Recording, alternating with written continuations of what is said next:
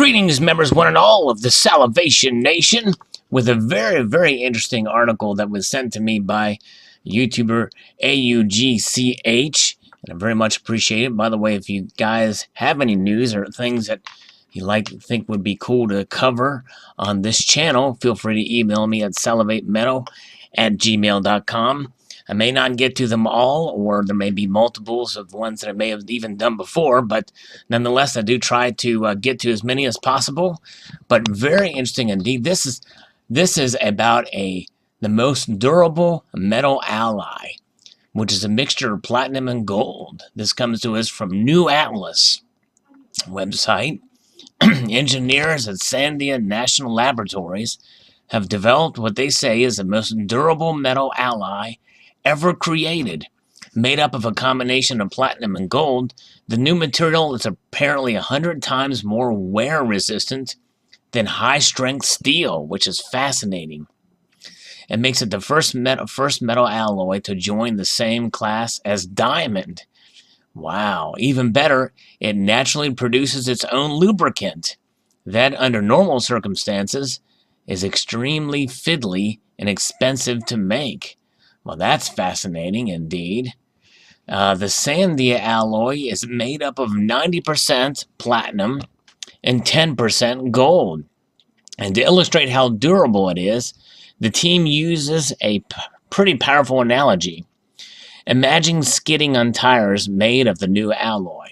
According to its inventors, only a single layer of atoms would be worn off after skidding for a mile, and you could drift around the Earth's equator 500 times before the tread would give out. Now that's pretty fascinating, but I think that pretty much means it's probably uncoinable. Interestingly, the particular platinum gold alloy isn't new, but it had long been overlooked in terms of durability. That's because when engineers are developing or studying tough alloys, they usually look to the harder ones. This alloy isn't particularly hard, but was found to react to heat better, letting it resist damage from friction for longer. Many traditional alloys were developed to increase the strength of a material by reducing grain size, says John Curry, first author of the study. Even still, in the presence of extreme stresses and temperatures, many alloys were coarsened or softened, especially under fatigue.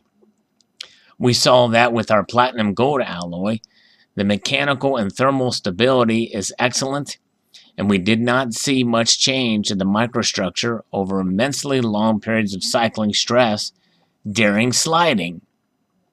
The researchers approached the problem using computer simulations to monitor what individual atoms were doing and how that affected the overall properties of the material. From there, materials that have been particularly desirable traits can be selected for further study, combined with eventually tested in the real world.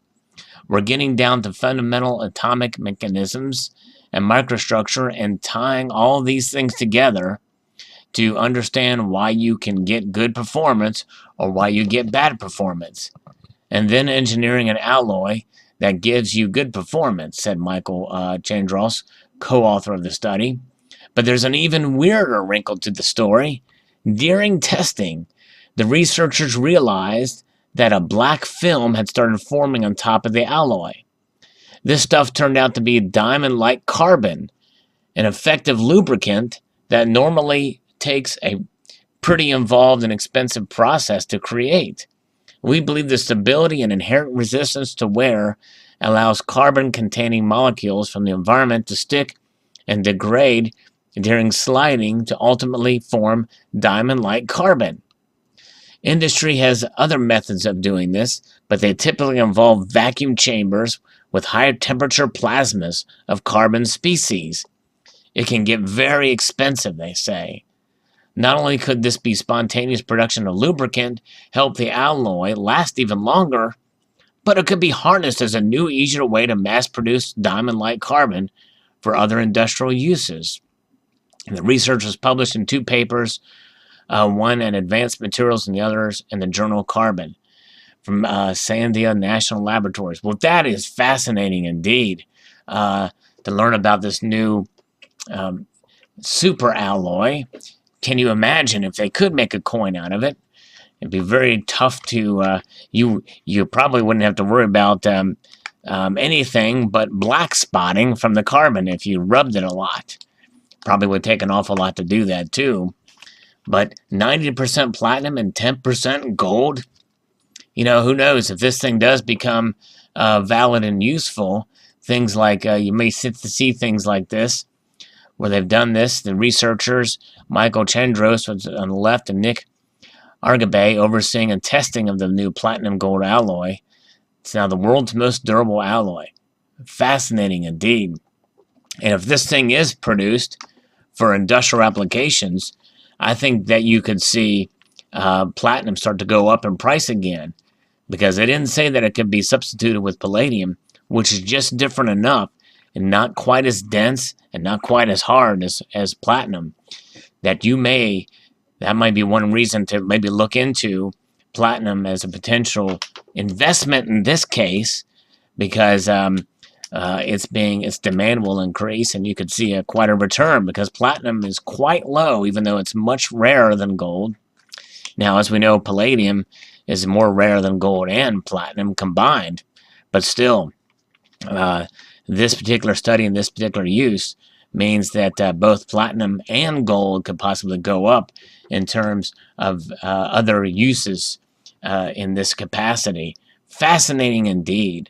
I love articles like this, the stories like this, that talk about the science behind the metals that you and I adore for many different reasons, because of the history of these precious metals in terms of being used as money, especially in terms of gold, although platinum doesn't have a history of being used as money as does gold or silver does. But it makes you wonder, what other kind of alloys can be created from silver for reflectivity and for other uses, and especially competing with other carbon-based sources such as graphene. It's all going to be fascinating to see how this all plays out. But a very fascinating story, and thank you again, AUG, for sending me this article. Fascinating indeed. Post your thoughts below on this. I would like to extend a multitude of gratitude to y'all for watching, and encourage you to please rate, comment, and subscribe.